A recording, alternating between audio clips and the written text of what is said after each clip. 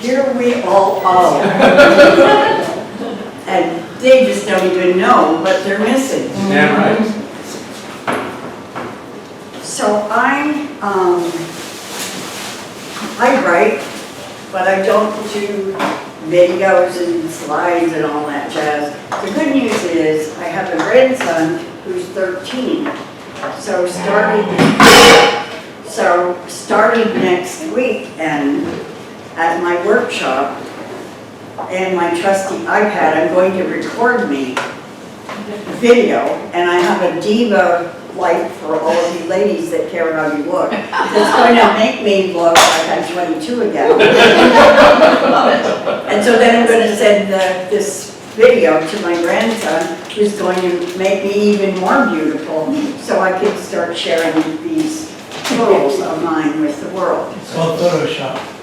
I don't do Photoshop. Your grandson did. So, I'll just give you a little bit of my journey and why I'm here today. I started out a high school dropout, and I wanted to be a doctor, but they said, no, you can't be a doctor. I was 8 at the time because you're a girl. And girls can't be doctors, but my mother had a female doctor, and my father said, well, yeah, but she lives with her mother. So, end of discussion, so I was 8. Then we moved, and we got another female doctor, my mother did, and I said, see, Dr. Z is married, and she's a doctor. He said, yeah, but she's, and has children. Yeah, but she's a lousy mother. So that was that, and this and this and that and that and that happened. And I grew up in Canada, and at the time, you were supposed to marry your high school sweetheart and live happily ever after. And so I had a boyfriend who was 4 years older than I, and I dropped out of high school, and then we got married, and in 7 years he had a 5-year engineering degree, a 2-year MBA, and a PhD, the first of its kind in industrial engineering applied to hospitals. So he was a really stupid person. And I was a high school dropout. And back in those days, I was with the faculty women's club, who was at University of Michigan. And the way the ladies introduced themselves was, I am Mrs. Dr. Professor Jones, and I graduated with a master's degree in Barnard, from Barnard. There was little me, a high school dropout. So I went, I didn't tell anybody, but I was driving down the street, and there was this older house with a thing on it in Ann Arbor saying counseling center, so I went in. If we could have your attention, please, thank you. So I talked to this guy, and he said, well, why do you really want a GED? Don't you want to go to school? And I said, well, yeah, but. And he said, what are you doing for the rest of the day? And I said, well, I have a babysitter. And he said, well, we have this test, it's pretty long. Most people don't know about it, so I stayed and I took the test, and I scored in the 99th percentile. That wasn't in math, but since I was a girl, they didn't care. So he picked up the phone and called admissions at U of M and said, send this lady a letter. So there I was at the University of Michigan. That was pretty exciting, but then this famous husband of mine couldn't keep his zipper zipped, and I didn't think much of that, so we parted company, and that then began my journey. I thought I was going to be a psychologist, but I found that all these injunctions about what I couldn't do were also there for psychology. So I decided I would be a theater major because my mother didn't know how to stop me from doing that. So I went on and I went to school at Michigan with such notables as Gilda Radner and many people who you see on TV all the time.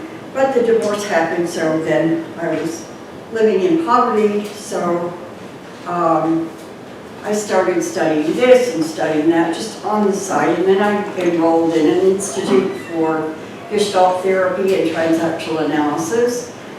And then my second husband was working for Chrysler, and Chrysler was going to die. And so he decided that he would move to California instead of getting laid off. So I moved to California and I found a place called the Healing Light Center, and wonder of wonders, I had found some place where I felt like I could be.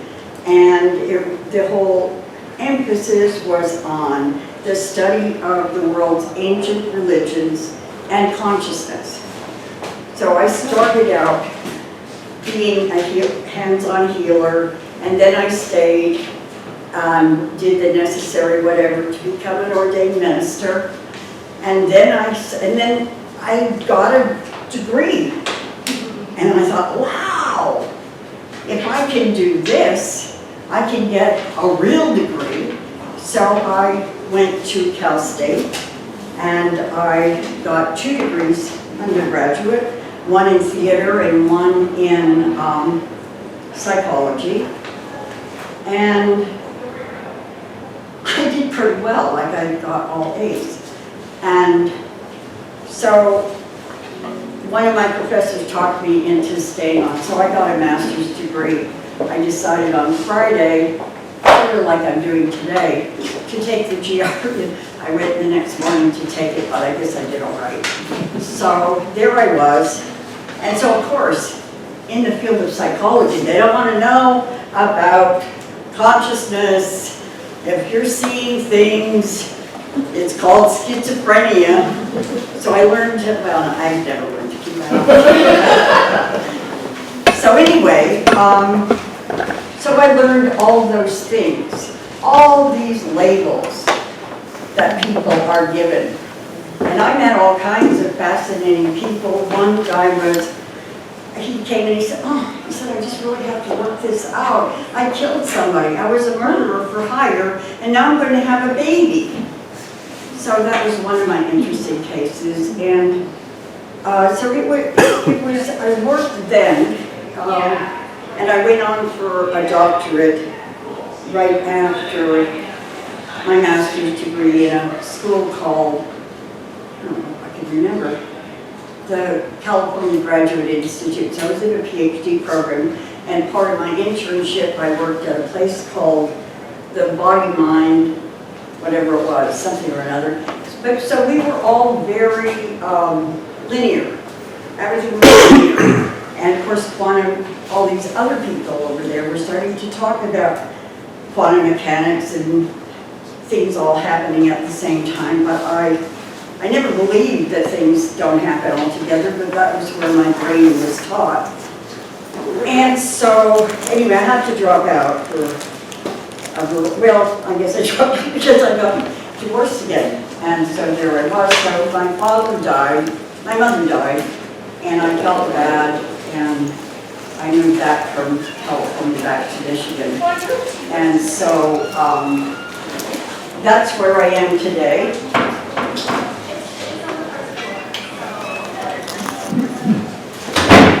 And I still am not a doctor.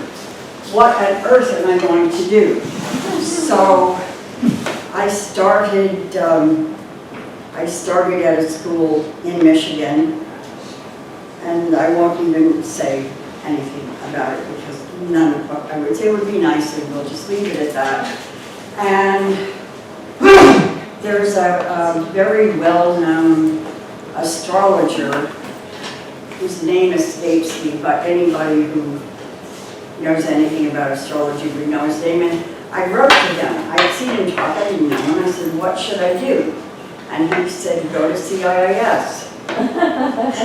And so I did, and Leslie was on my committee, and we've just really had a very tight bond ever since, and I spoke here 2 years ago about my dissertation and what I was talking about, and I have some handouts here if anybody's interested, and this is a talk I gave a couple of years ago.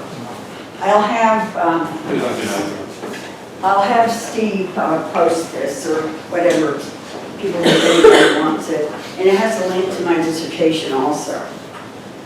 So, I knew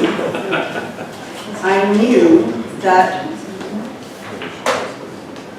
it's on my website, it's lizjelinek.com, so I can, anybody who wants to contact me, I can send it to you. So I knew, I didn't believe Bill, not for 1 minute. Not that I thought he was wrong, I just thought he didn't go far enough. When he said there are all these universal archetypes, I knew that my archetypes were a whole lot more than just that. And I knew that I grew up in Toronto, and back in those days, Catholics didn't go to the public school, they had their own public school that they paid their taxes there. So I went to school with only Jewish and Protestant. But there are two kinds of Protestants if you're from Ireland, and one is Anglican and the other is Presbyterian. And I'll tell you more about that in a minute. So I better tell you that now. So my father and mother were born in the north of Ireland. When they were born, it was all one Ireland, and it was, you were either Protestant, Catholic, or Church of Ireland. And the Church of Ireland, were, that's ruling the landed gentry. And Church of England. Church of England, but in Ireland it's called the Church of Ireland. But it is the Church of England, to be sure. So there were rules about who could do what. I couldn't tap dance because only Catholics tap dance. I couldn't do ballet because only Anglicans could do ballet. So I could do Irish, the Irish jig, but I couldn't do the clogging because that was too Catholic. And my father was a devout atheist. So there's my mom, this wishy-washy Presbyterian, and my father was a devout, passionate atheist. So my mother didn't go to church, and my grandmother who lived with us didn't go to church, but I went to Sunday school every Sunday, dragging my little sister along with me, and then I came home, and my father did his sermon.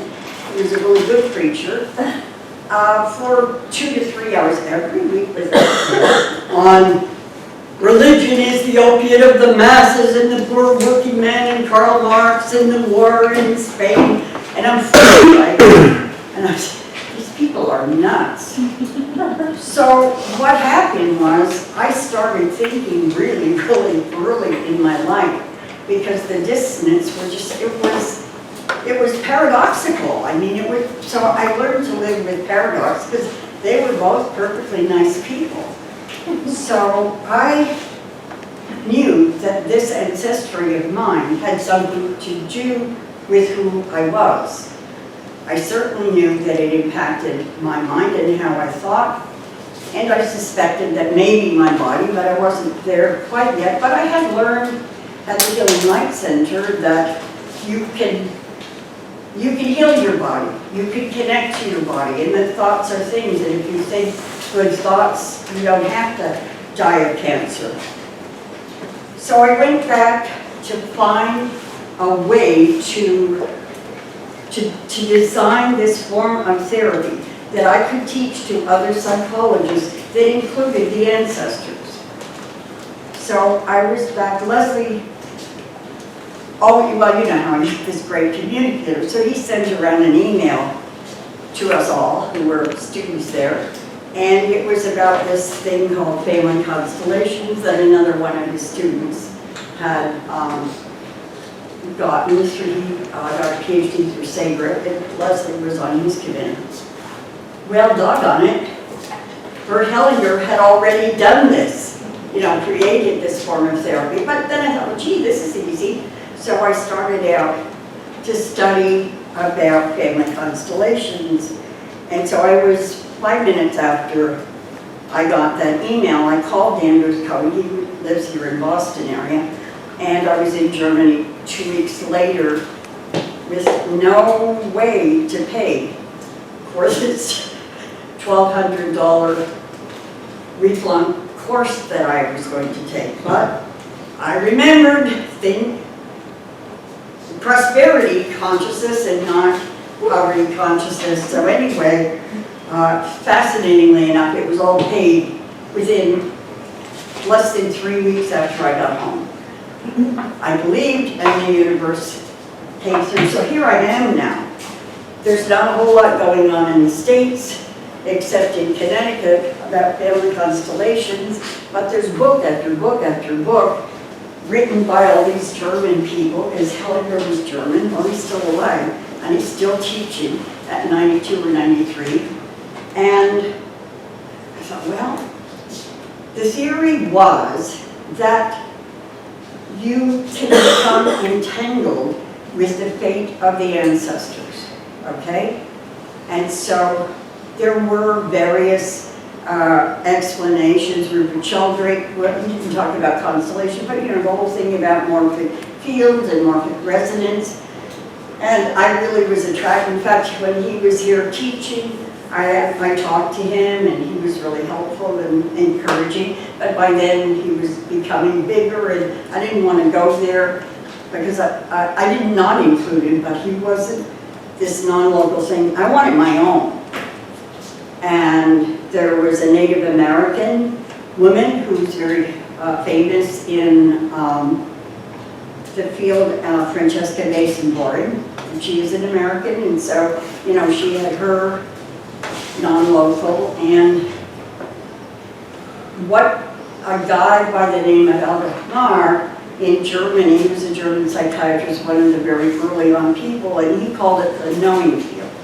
So the knowing field is what carried the information from the ancestors to the people in the present. And the hypothesis always has been that it didn't matter whether it was physical or whether it was emotional or whatever, it just was carried by this knowing field. He never went into saying what it was. So, gosh, I got to figure out a way to talk about this non-local communication that's unique. And what did I find? I found science. And I found the science of epigenetics. And that's what's on my handout. And so I did a really very, very comprehensive survey of the literature in epigenetics. And because of the nature of constellations, I was looking for ways to describe trauma, but that's where people who started working with epigenetics talked about people, because it was so obvious in people, like the Holocaust survivors, the children of Holocaust survivors. And in fact, I had one of those in my office who'd been in therapy for, well, she was like 66 when she came to me, and she started in therapy when she was 15 and just was still. And after a bit, I said, oh my gosh, she has PTSD. And she did.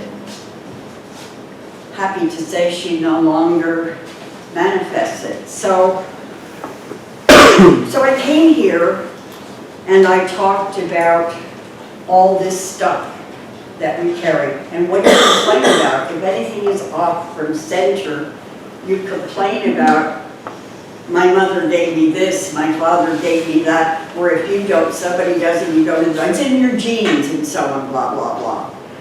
So I talked about the transgenerational transmission of trauma. And there was one guy, and I don't remember who it was, but it was one of the regulars in Leslie's group, and he said, well, does this do anything good? Well, I knew that it did because I'd come across that.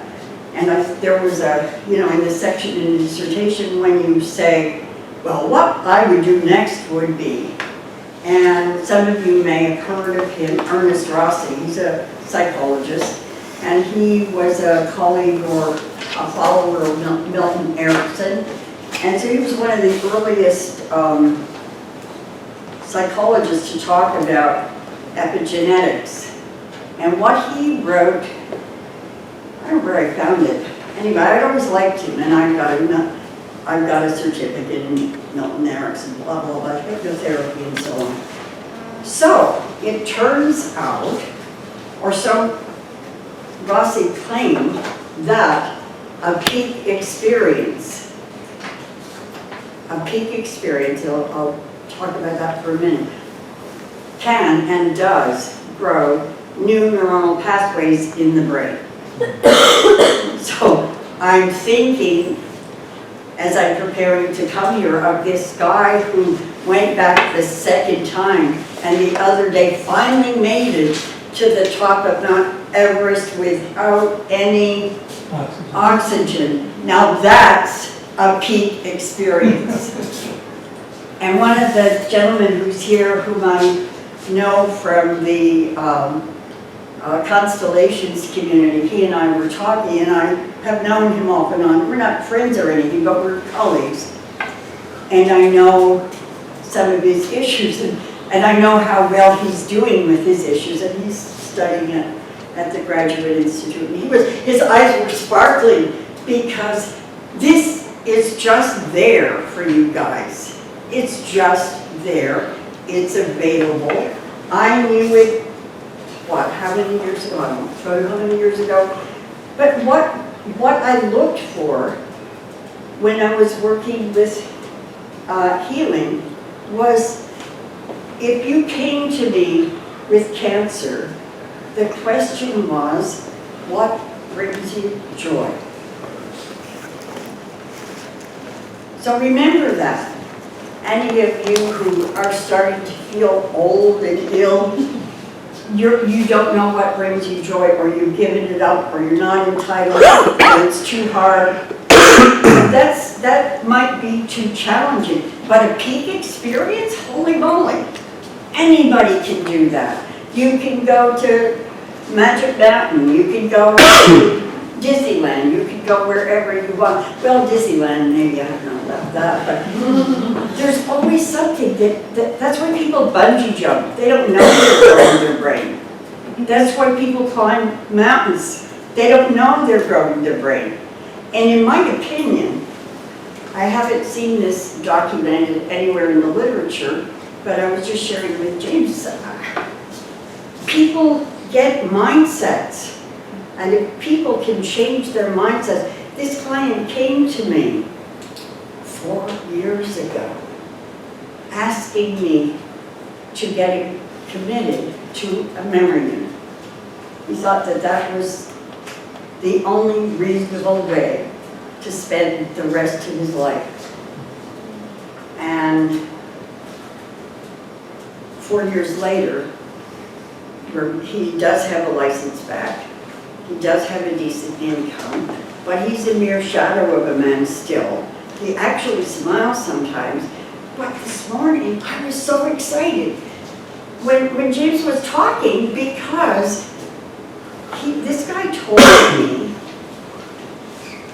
just randomly, you know, when I'm brushing my teeth in a hotel, I see myself brushing my teeth in the mirror at home. So I already knew that this guy was split. And not split in the sense of schizophrenia, but what happens with trauma survivors is they split off from the trauma. And there is documentation in the literature about that, okay? So this guy was so not here that he had almost zero frontal lobe activity in his brain.